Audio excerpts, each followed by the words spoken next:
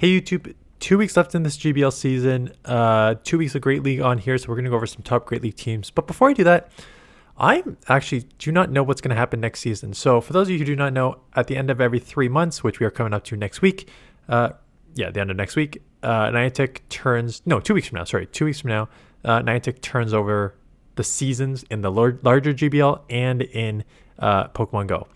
In Pokemon Go, it has been you always get move updates, and it's been very obvious in the past what these move updates should be, right? As far back as like Wall Rain's too strong, you need to nerf Icicle Spear, and they did. And then Wing Attack is too strong, you need to nerf Wing Attack, and they did. And then Counter's too strong, they need to nerf Counter, and they did. And I'm looking at the meta, and we're going to go over the meta, just top 20 here. And I do not know what they're going to nerf next or buff next. The meta is it's so weird. The meta is stale, but I don't think there's anything that's like super overpowered. Like Clodsire is a bit, so like maybe they'll. I don't think they'll re-nerf Poison Sting, but Poison Sting obviously makes Clodsire, the buff makes Clodsire super strong. Yeah, so you got like Ursola and Clodsire, Mandibuzz, Diggersby, Feraligatr, Corviknight, Gastrodon, Primeape, Morpeko, Dunsparce, Pangoro, Steelix, Azumarill, Marowak, Stunfisk, Carbink, Jumpluff, Quagsire is your top 20. And then when you go down here, very usable Pokemon in Sandslash at 23, Malamar 24, Jumpluff is everywhere, Toxapex is everywhere. Licky Licky, I saw too much of that. Guzzlord, and Driftblim. And then you got Doxbun. Now you start getting into Shadow Drapion, so State Swap. So you start getting into a little more niche down here. But Dugong, very usable Pokemon. But they're like Medi, which is so strong with the counter, for so many seasons, got the nerf. Noctowl previously with the Wing Attack, they actually went after the Sky Attack first. And then they went after the Wing Attack for the rest of the Pokemon the other seasons with Mantine and a few others. So I don't know. Let me know if you have ideas of what they think they're going to buff or nerf. I always say that the worst typings need a buff in general. So bug, like your best bug is 104, right? So that's rough. Even electric did get buff, and I still think that these are. I guess Thundershock buff did move a lot of these into top 30, but they still feel underpowered. Let's see what else is a bad typing in here. Grass, like fire is just generally weak. There's still a couple of them up top because they did buff Fire Spin, so a couple of them are up there, and you can't really buff Incinerate anymore because it's already such a good move. Darks feels like it's been underrepresented. You got some Darks up there. I don't know. Like I'm really racking my brain. So let me know in your comments below what you think is going to happen, like if there's something overpowered or underpowered that you think needs a buff, and 2, list the buffs and nerfs that you would like to see for next season. Drop it in the comments below as we go over teams. So coming at you, I'm going to showcase a bunch of teams. Now people will always ask, like these ones have pretty good IVs, but I'm just copying and pasting submitted teams and my teams. So if I don't have the optimal IVs, obviously use optimal IVs. If you have them, it's just more about the team itself. And this team is super meta. Feraligatr, Clodsire, Superior. Feraligatr talked about being one move away, became a beast with Shadow Claw, super spammy. Hydro Cannon spam like crazy. Clodsire with the Poison Sting is now top ranked. And then Superior is outside of Jumpluff, probably the best grass in this meta because it has Bulk and Frenzy, which is just a nuke, right? So whenever you have Hydro and Frenzy, you're looking pretty good. Double weak to Ice in the back, so just keep that in mind. But depending on what you see, like some of the ices are tough, but you have like Dugong, which is also have water, so you can hit Frenzy. You have a Sandslash, which is steel, so you can hit Earthquake. So there's options for the ice Pokemon that you'll probably see in this meta. You can also run, instead of Sludge Bomb, run Stone Edge on Clodsire to give you some option there for better ice coverage. This triple shadow team, again, I'm going to highlight the shadows here for a second and a bit of the team, but the question is always asked, I always get the question asked, do shadows matter? And for, I would say, 80% of the Pokemon, shadows do not matter. You can go either or. There are some where it does matter. And I would argue these three are the ones that do matter. Someone said for Alligator, again, last video, non-shadow, you can get away with. I just like Shadow for Alligator that if you're going to use it to try and put shield pressure on, there's some where just like you become one Hydro and Claw, and some where you become two. So the best example is Dunsparce. So Shadow for Alligator can double Hydro Dunsparce with the claws resisted, but it cannot do that with the non-shadow. You need 3 Hydro cans, which really kills the matchup. Drapion, again, with the crunch with same type attack bonus and shadow really threatens your opponent. So being able to get like a couple poison sting attack with the safe swap makes it just so deadly with the shadow. And Marowak, again, is one of those where you as a shadow can now just like take it to the 2 shield. A lot of the analysis on PV Poke, which I always look at, always happens in the base 1 shield scenario, like even energy 1 shield scenario. But if you up it to the 2 shield scenario, Shadow Marowak becomes a beast because you spam at a crazy rate with these bone clubs, 12-9, 12-9. You have coverage for flyers, which is nice for the mud slap, which are resisted.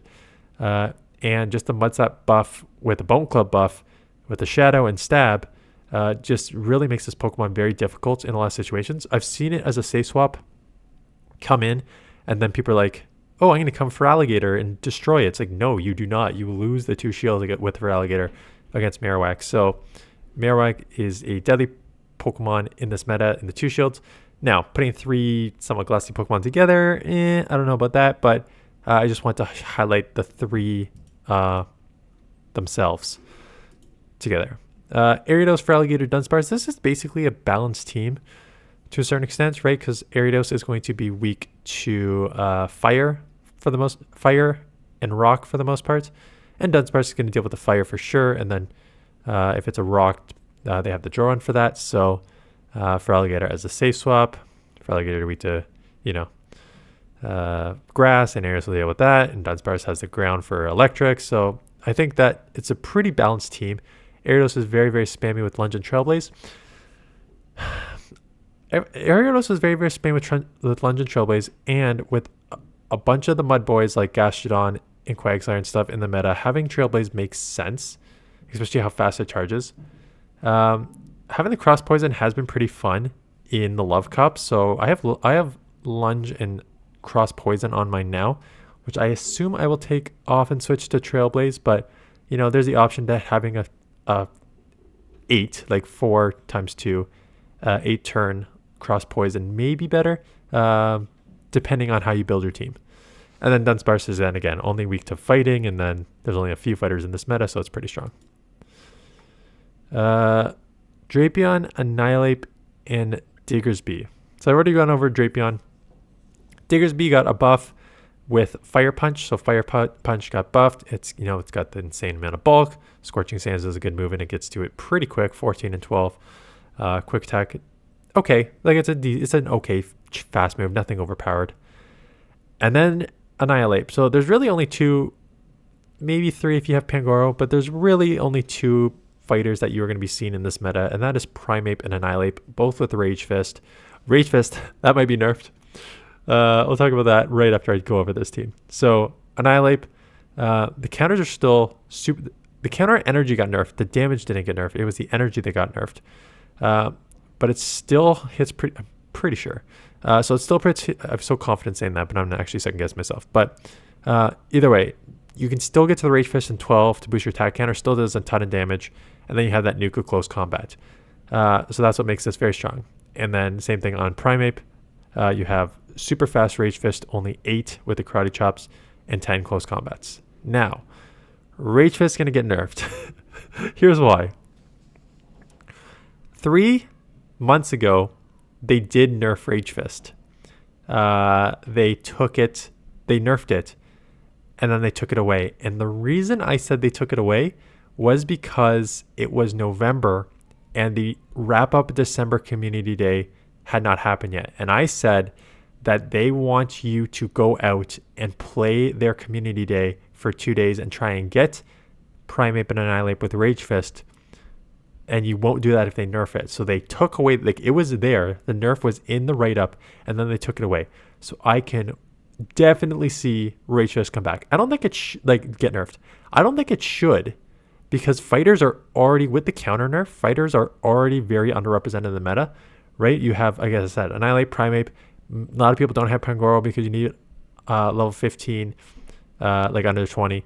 And then like Machamp is kind of just like bad, and the rest of the counter users are down in like the 100 ranks. So I think nerfing Rage Fist would be a bad idea, but if they do nerf Rage Fist, it would not surprise me because of how that played out a few months ago. Darkspawn, Gastrodon, Sableye. So this is, I think, yeah, this is my team because I used it with the return. If you're going to use Sableye as a safe swap, use non-shadow return. If you're going to use it as a closer or lead, I think shadow is better. Darkspawn it's Darkspawn and Wiggly. Choose your Charmer. If you're going to use a Charmer, Darkspawn or Wiggly are your only two options, really.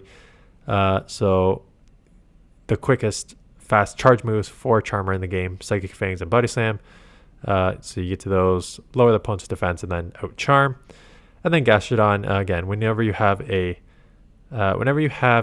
fairy on the lead with a Charm, you're going to be weak to fire, you're going to be weak to steel, you're going to have a problem with poison. So a Gastrodon, a ground in the back, is going to deal with all of those weaknesses. So it's somewhat of a balanced team with the safe swap.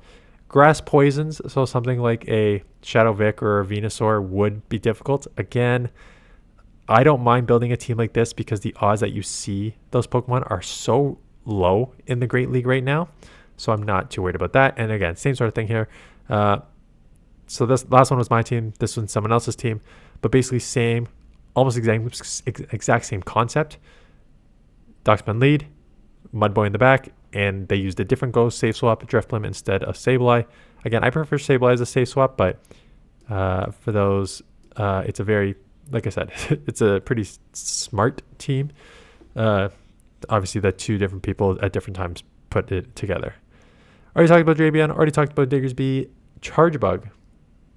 So Charjabug was incredible, and it will always hold a place on my heart because it's the only reason that I ran to, I guess, not last Toronto regional, but the regional before that I went 4 in a row, and I got to the winner's final A.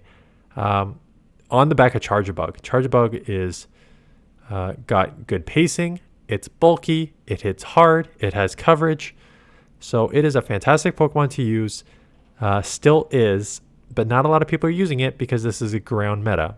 And when you have a ground meta, and especially a ground poison Clodsire everywhere, Clodsire will resist the electric and the bug there. So you basically, I have Drapion and Diggersby to deal with the Clodsire because you have Aqua Tail on Drapion and Scorching Sands on Diggersby. So that was the idea there.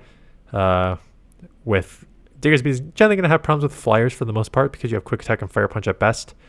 Scorching Sands is resisted against flyers. So that's where the Charjabug goes in there, and then a safe swap. Sableye, again, this is probably mine too. Shadow Sableye, lead, Dugong, and Kanto Marowak. I've already gone over Marowak. Shadow Sableye, why would you use Shadow Sableye versus non-Shadow Sableye? Non-Shadow Sableye is fantastic as a safe swap. You have to use return because it is able to, it's quick enough to deal with some of your toughest answers like fairies, and it has you covered and stuff like that. But if you have a Shadow Sableye, you can just go Shadow Claw, Foul Play, Shadow Claw to take out a lot of things that you cannot do with the non-Shadow. The non-Shadow, you have to do Shadow Claw, Foul Play, Shadow Claw, Foul Play to take a lot of stuff out. So that's the advantage of Shadow Sableye, obviously with the bulk not there. Dugong, I think, is still a pretty solid safe swap. Again, there's not a ton of